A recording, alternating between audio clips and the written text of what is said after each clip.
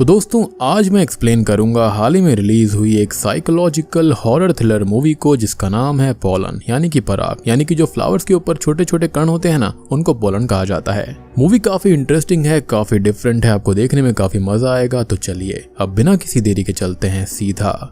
Video की तरफ।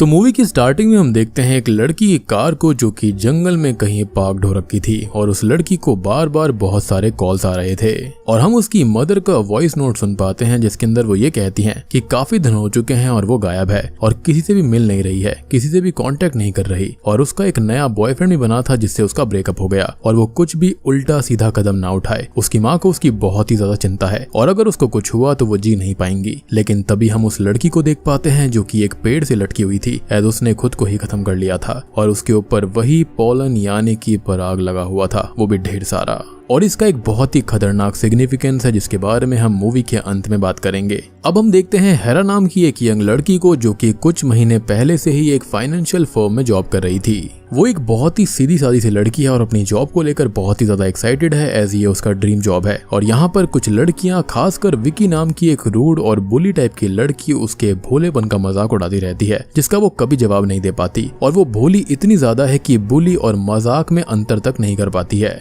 अब बात करें हेरा के पेरेंट्स के बारे में तो फिलहाल वो इस दुनिया में नहीं है और उसकी एक डेमी नाम की बड़ी बहन है जो कि एक सिंगल मदर है जिसकी कोरी नाम की एक बेटी भी है। हेरा के ऑफिस में उसका एक सीनियर कोवर्कर है जैक नाम का जिसे वो बहुत पसंद करती है और वो लोग पहले एक बार डेट पर जा चुके हैं और अब दूसरी बार डेट पर जाते हैं जहाँ से लौटकर हेरा को घर ड्रॉप करते टाइम जैक उसे एक फ्लावर पॉट गिफ्ट करता है और अब वो उससे बात करते हुए ये कहता है कि वो बहुत ही कम कमाती है और अभी जैक के वो आसपास ही रहे क्योंकि अगर वो अकेली आगे बढ़ेगी तो ग्लास सीलिंग से कुचली जाएगी। और यहाँ पर ग्लास सीलिंग से मतलब है कि हायर लोग, हायर प्रेशर, हायर अथॉरिटी, जिससे कि कॉर्पोरेट में या फिर नॉर्मल लाइफ में लोग अक्सर डर कर ही रहते हैं, जॉब जाने का खतरा रहता है। खैर अब जैक उसके साथ इंटीमेट होने की कोशिश करता है लेकिन इसमें वो कंफर्टेबल नहीं थी तो वो उसको मना करने लगती है, लेकिन वो उसके साथ में जबरदस्ती करता है और घर चला जाता है जिससे हेरा को बहुत ज्यादा दुख होता है। लेकिन वो बहुत ही ज्यादा भोली है और ऊपर से वो जैक से प्यार करती है और तो और उसे अपने करियर से बहुत ज्यादा प्यार है तो वो इस हादसे को अपने अंदर ही दबा लेती है जैसे कभी ये हुआ ही ना हो। लेकिन सेम नाइट उसे घर के बाहर किसी मिस्टीरियस ट्री मॉन्स्टर की शैडो दिखाई देती है जो कि लाइट्स ऑन करने पर गायब हो जाती है और उसे ये अपना वहम लगता है।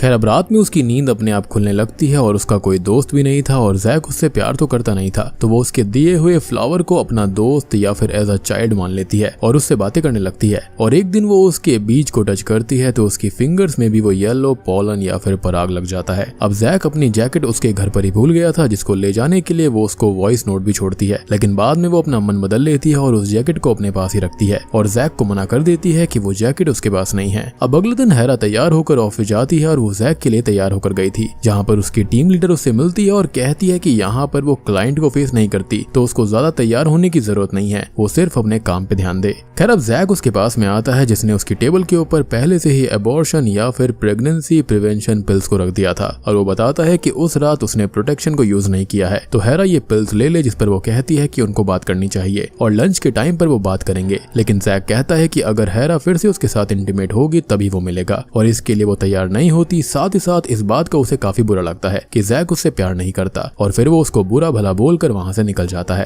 खैर अब वो वॉशरूम में आती है और उन पिल्स को ले लेती है और रोने लगती है कि तभी वहाँ पर विकी आती है जो कि उससे थोड़ी बहुत बात करके ये कहती है कि वो ऑफिस में नहीं रह सकती चाहे कुछ भी प्रॉब्लम हो क्योंकि ये उसके करियर के लिए अच्छा नहीं होगा। अब विकी के जाने के बाद में वॉशरूम के गेट के पास वही ट्री मॉन्स्टर आता है और लाइट्स बहुत ही ज्यादा फ्लिकर होने लगती है जिससे वो बहुत ही ज्यादा डर जाती है और सब ठीक होने के बाद बाहर आती है तो गेट पर ढेर सारा पोलन लगा हुआ था। अब वो अपने बॉस गेब से मिलती है जो कि उसको कहता है कि वो काफी अच्छा काम कर रही है और उसको ऑन बोर्ड किया जाता है जिससे वो बहुत खुश थी। अगले सीन में वो अपने घर पर थी जहाँ पर उससे मिलने डेमी और कोरी आती है और वो लोग डिनर करती हैं, आपस में बात करती हैं और हेरा अपनी उलझन के बारे में अपनी बहन को बताने का सोचती है लेकिन बता नहीं पाती। खैर अब कोरी यहाँ पर हेरा के लिए कुछ फ्लावर पॉट्स को ड्रॉ करती है जिसके बारे में वो पूछती है तो कोरी बताती है कि उसकी टीचर खत्म हो गई हैं और लोग कहते हैं कि उनकी बॉडी को बैग में रखा था ताकि वो फ्लावर्स के रूप में ग्रो हो पाए और हेरा हेरा भी फ्लावर्स की तरह ग्रो हो, इसलिए उसने ये ड्रॉ किया। अब डेमी तैयार होकर अपने नए डेट से मिलने चली जाती है और घर पर हेरा कोरी के साथ रुकी थी, जिसकी नींद लग जाती है और जागने पर वो देखती है कि कोरी वहाँ पर नहीं थी और अब वो उसको ढूंढने बाहर जाती है तो कोरी एक ट्री मॉन्स्टर में कन्वर्ट होती हुई दिखाई दे रही थी, जिससे वो बहुत डर जाती है। लेकिन तभी उसकी नींद खुलती है क्योंकि ये एक नाइटमेयर था।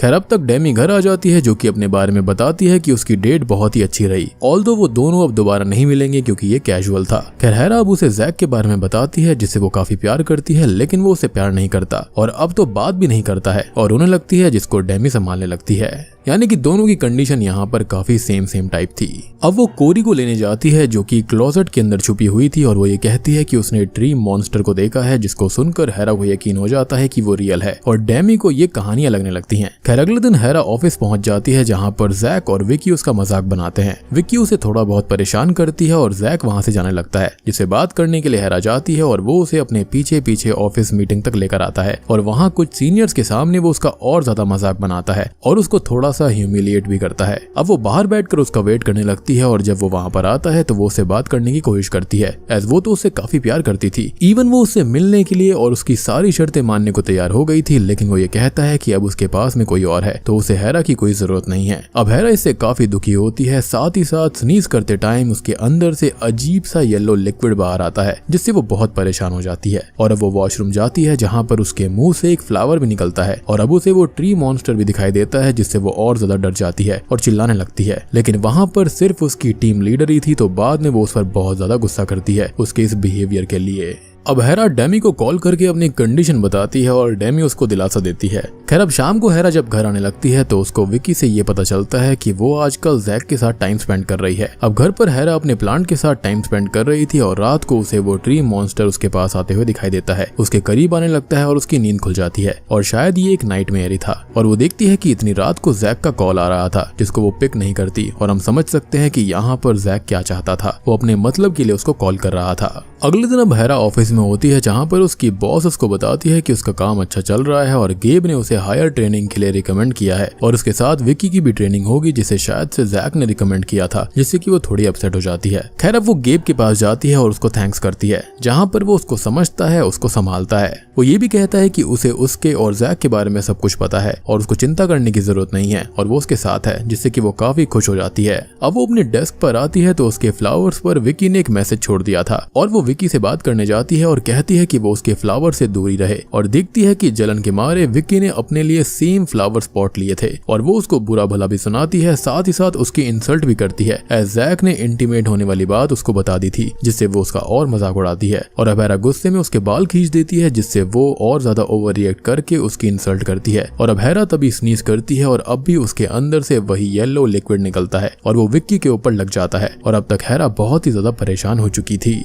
वो रात को अब घर पर थी और बहुत ही ज्यादा परेशान थी, तो वो ड्रिंक करके ऑफिस जाती है और इस टाइम तो कोई भी वहाँ पर नहीं था, तो वो विकी के प्लांट के अंदर सॉल्ट डालकर उसको खत्म कर देती है और ऑफिस में अजीब हरकतें करने लगती है। तभी वो अपने डेस्क पर ही सो जाती है और उसे वही ट्री मॉन्स्टर अपने नाइटमेयर में दिखाई देता है। अब सुबह उसकी टीम लीडर उसके पास आकर उसको जगाती है और उसको डांटती भी है और तभी विकी उसके पास आकर उस पर गुस्सा करती है और ये कहती है कि वो उसके प्लांट को भी बर्बाद कर देगी, जिस पर गुस्सा होकर हेरा उसके पैर में पेंसिल स्ट्रैप कर देती है, जिससे कि उसे जॉब से निकाल दिया जाता है। अब वो बाहर बैठी हुई थी, जहाँ पर उसके पास गेब आता है और उससे बात करने लगता है कि वो उसकी जॉब कहीं और लगवा देगा और वो इतना अच्छा इसलिए बन रहा था ताकि वो भी जैक की तरह ही उसका फायदा उठा पाए। इनफैक्ट जैक ने ही ये सब उससे करने के लिए कहा था और ये समझ आने पर हेरा वहाँ से चली जाती है। अब वो अपने घर पर आती है और वो मेंटली काफी अनस्टेबल हो गई थी, जो कि पहले तो उस प्लांट पर गुस्सा करती है, लेकिन गुस्सा शांत होने पर वो उसके साथ टाइम स्पेंड करती है, उससे बहुत बातें करती है और वो उस प्लांट को अपने बच्चे की तरह मान रही थी और साथ ही साथ वो मिट्टी में भी डूबी रहने लगी थी।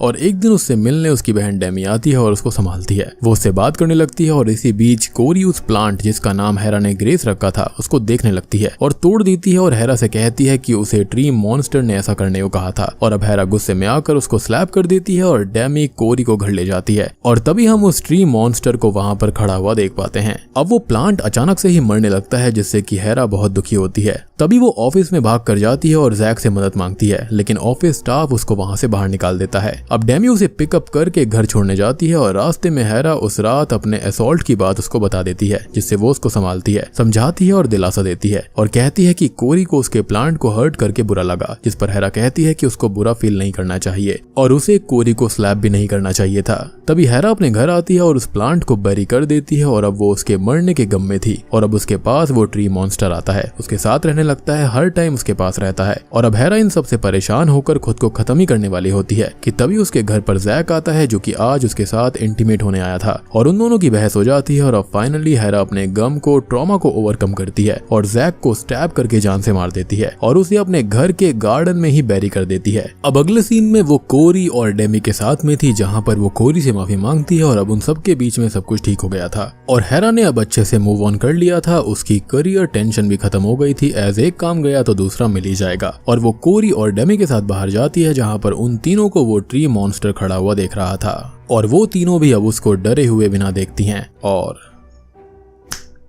बूम, इसी के साथ में ये मूवी यहीं पर खत्म हो जाती है। तो दोस्तों, ये थी पोलन फिल्म की कहानी। उम्मीद करता हूँ कि आपको ये पसंद आई होगी, लेकिन इसको समझने के लिए हम थोड़ी सी यहाँ पर थियरीज डिस्कस करेंगे। तो हुआ क्या? तो असल में ऐसा हुआ है कि हेरा अपने प्यार के लिए, करियर के लिए बहुत ही ज्यादा परेशान रहा करती थी और उसका फ्लावर पॉट उसके अंदर के ट्रॉमा, डर, शेम, नेगेटिविटी जैसी फीलिंग्स को दर्शाता है, जो कि उसका पीछा छोड़ता ही नहीं था, क्योंकि वो खुद ही उनसे बंधी हुई थी, जैसे कि इंसान इमोशन से बंधे रहते हैं। और वो जो मॉन्स्टर है ना, वो एक तरह से मूव ऑन होने को दर्शा रहा था। आपको याद होगा कि यहाँ पर कोरी ने ये कहा था कि ट्री मॉन्स्टर ने ऐसा करने के लिए कहा था, यानी कि मूव ऑन वाली चीज बार बार उसके दरवाजे पे दस्तक दे रही थी कि उसको अब मूव ऑन कर जाना चाहिए। और जो लोग मूव ऑन नहीं कर पाते उनको ये मॉन्स्टर कंज्यूम कर लेता है। लेकिन फाइनली हेरा अपने इमोशन से बाहर आ गई थी और हम ये सोचते हैं कि उसने इमोशंस को तभी छोड़ दिया था जब वो प्लांट मारा था, तो नहीं, ऐसा नहीं है। फिर भी उसके गम में ही वो थी, यानी कि वो उसके बारे में काफी ओवरथिंक कर रही थी, यानी कि वो उस चीज को जैक का ही एक हिस्सा मान रही थी। और जब असल में जैक यहाँ पर खत्म हुआ तब जाके वो असल में फ्री हुई। लेकिन मूवी की स्टार्टिंग में हमने जिस लड़की की लाश को देखा था वो भी एक ट्रॉमा के अंदर ही होगी, क्योंकि उसके बॉयफ्रेंड ने उसको छोड़ दिया था और वो ट्रॉमा में जाती गई और खुद को खत्म कर लिया। लेकिन समय रहते हेरा ने खुद को संभाल लिया। तो यहाँ पर दो केस दिखाए गए थे। पहला वो जहाँ पर कोई भी खुद को नहीं संभाल पाया था, लेकिन हेरा ने इस केस में खुद को संभाल लिया। और एक बात और कि उस मॉन्स्टर को डेमी कैसे देख पा रही थी या फिर कोरी कैसे देख रही थी, क्योंकि वो तो सिंगल मदर थी। तो ट्रॉमा उसने पहले अपनी लाइफ में देखा था, लेकिन वो मूव ऑन करना सीख गई थी, इसलिए वो दोनों ही उस ट्री मॉन्स्टर को देख पा रही थी। तो उम्मीद करता हूँ कि आपको ये साइकोलॉजिकल हॉरर थ्रिलर मूवी पसंद आई होगी। पसंद आई है तो वीडियो को लाइक कर देना, चैनल के ऊपर नए हैं तो सब्सक्राइब कर लीजिए। तो मैं आप सबको मिलता हूँ अगली वीडियो के साथ में, तब तक के लिए